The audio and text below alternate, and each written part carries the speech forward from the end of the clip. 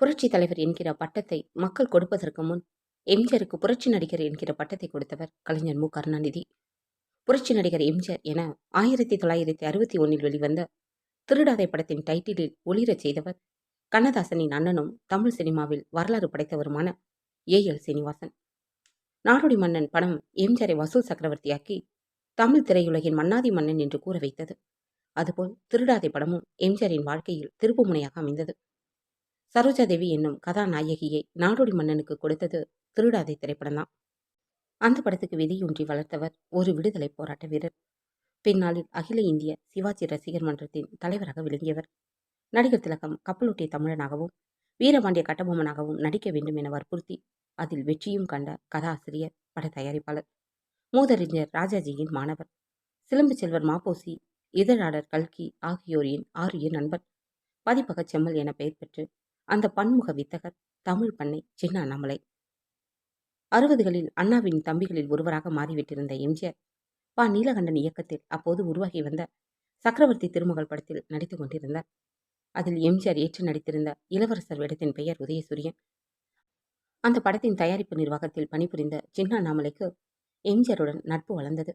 அவரை வைத்து ஒரு சமூக படம் எடுக்க வேண்டும் என்கிற தன் விருப்பத்தை இயக்குனர் வழியாக எம்ஜிஆரின் காதில் போட்டுவிட்டார் சின்ன அண்ணாமலை. படப்பிடிப்பு இடைவேளையில் ஒரு நாள் சமூக கதைகள் முக்கியத்துவத்தை பெற தொடங்கிவிட்ட இந்த காலத்தில் இன்னும் நீங்கள் வாள் வீசி சண்டை போட்டுக் கொண்டிருக்கிறீர்கள் என்று எம்ஜிஆரிடம் பேசத் தொடங்கினார் சின்ன அண்ணாமலை. இதை நீங்களே கேட்கிறீர்களா அல்லது வேறு யாரும் என்று இழுத்தார் எம்ஜிஆர். மறைந்த என் நண்பரான கல்கியும் நானும் உங்களை குறித்து உரையாடும் போது நீங்கள் வாளை தூக்கி எறிந்துவிட்டு சமூகத்தின் பக்கம் திரும்ப வேண்டும் என அவர் என்னிடம் கூறியிருக்கிறார். நீங்கள் அதிக சமூக படங்களில் நடிக்க வேண்டும் என்பது எனது ஆசையும் கூடதான் என்றார். கல்கியின் கடுமையான சினிமா விமர்சனங்களை பற்றி நன்கு அறிந்தவர் என்றாலும் அவர் மீது மரியாதை கொண்டிருந்த எம்ஜிஆர், கண்டிப்பாக நடிக்கிறேன், ஆனால் நல்ல சமூக கதை கிடைக்க வேண்டும். அதற்கு முன்பு பொன்னியின் செல்வன் நாவலை படமாக்க அதன் உரிமையை பெற வேண்டும். அவருடைய குடும்பத்தாருடன் அது பற்றி பேசுங்கள் என்றார்.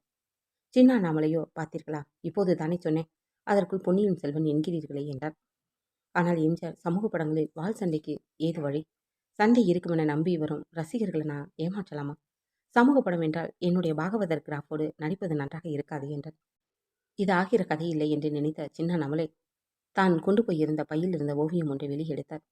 அதை எம்ஜிஆர் வாங்கி பார்த்தார். அதில் எம்ஜிஆர் மாடர்ன் கிராஃப் வெட்டியிருப்பது போலவும் கோட்டு சூட்டு அணிந்திருப்பது போலவும் ஓவியர் வரைந்திருந்தார். ஒரு முறை மாடர்ன் கிராஃப் வெட்டி பாருங்கள், அவ்வளவு நவீன அழகாக இருப்பீர்கள், இது சத்தியம் என்றார் சின்ன அண்ணாமலை. எம்ஜிஆர் வியந்து போய், ஒரு முடிவோடு தான் இருக்கிறீர்கள் என்று தெரிகிறது, ஆனால் கதை என்று கிடுக்குப்பிடி போட்டார். அதை பற்றி கவலையே வேண்டாம். தேவானந்த் நடித்த பாக்கெட் மார்க் இந்தி படத்தின் உரிமையை வாங்கியிருக்கிறேன். திரைக்கதையும் தயார். அந்த படத்தை பார்த்துவிட்டு முடிவு செய்யுங்கள் என்றார். அன்று மாலையே படப்பிடிப்பு முடிந்ததும் அந்த படத்தை பார்த்த எம்ஜிஆருக்கு பிடித்து போய்விட்டது. ஆனால் படத்தில் நடிக்க ஒரு நிபந்தனை விதித்தார் எம்ஜிஆர். தற்சமயம் மாலை 6 மணி முதல் இரவு 10 மணி வரைதான் என்னிடம் கால்ஷீட் இருக்கிறது. நாம் வசதி போல் படப்பிடிப்பை வைத்துக்கொள்ள ஒரு புதுமுக கதாநாயகி தேவை. இருந்தால் மூவி டெஸ்ட் செய்து காட்டுங்கள் என்றார். சற்று சளைக்காத சின்ன அண்ணாமலை அடுத்த சில தினங்களில் எம்ஜிஆருக்கு மூவி டெஸ்ட் போட்டு காட்ட அதில் விதவிதமான பாவங்களில் நடித்திருந்த சின்ன பெண்ணை பார்த்து எம்ஜிஆரின் முகத்தில் பிரகாசம். யார் இந்த பெண், இவ்வளவு சுட்டியா என ஆவலாக கேட்டார்.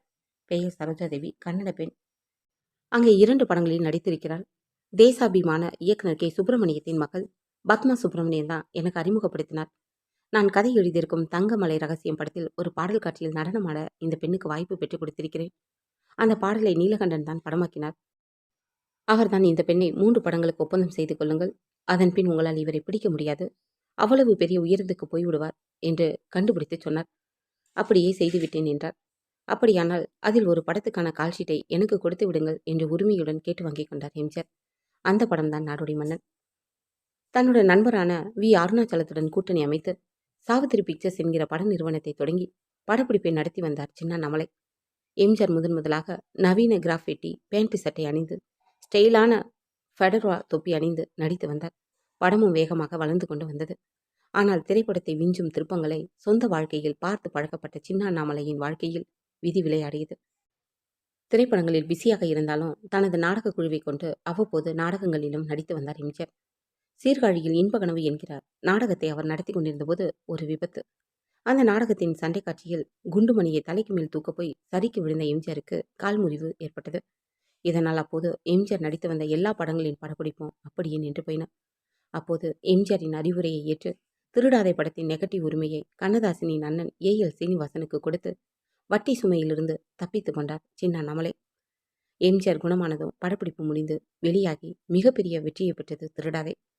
திரைக்கதை வசனத்தை கண்ணதாசனும், வசனம் மற்றும் நகைச்சுவை பகுதியை லட்சுமணனும் எழுதியிருந்தார்கள். திருடாதே என்கிற தலைப்பை சொன்னதற்காக எம்ஜிஆரிடம் 500 ரூபாய் பரிசு பெற்றார் லட்சுமணன். எஸ்.எம். சுப்பையா நாயுடு இசையமைத்த திருடாதே படத்தில் மொத்தம் 7 பாடலாசிரியர்களை பயன்படுத்தியிருந்தார்கள். அவர்களில் திருடாதே பாப்பா திருடாதே என்கிற புகழ்பெற்ற பாடலை எழுதிய பட்டுக்கோட்டை கல்யாண சுந்தரம் தான் அப்போது தமிழ் திரையுலகில் பாட்டுக்கோட்டை. அதில் அறிமுகமான சரோஜா தேவி திருடாதே படத்தின் 100வது நாள் வெற்றி விழா நடைபெற்ற தினத்தன்று 100 தேங்காய், 100 மாம்பழம், 100 வாழைப்பழம் ஆகியவற்றை வாங்கிக் கொண்டு சின்ன அண்ணாமலையை அவரது வீடு தேடி சென்று பார்த்து ஆசி வாங்கிக் கொண்டார். சதி லீலாவதியால் தொடங்கிய திரைப்பயணத்தில் 25 ஆண்டுகள் கழித்து எம்ஜிஆர் நடித்திருந்த திருடாதே படத்தில் திருடன் வேடத்தில் நடித்திருந்த எம்ஜிஆர் மக்களின் இதயங்களை இந்த படத்தின் மூலம் இன்னும் நெருக்கமாக திருடிக் கொண்டார்.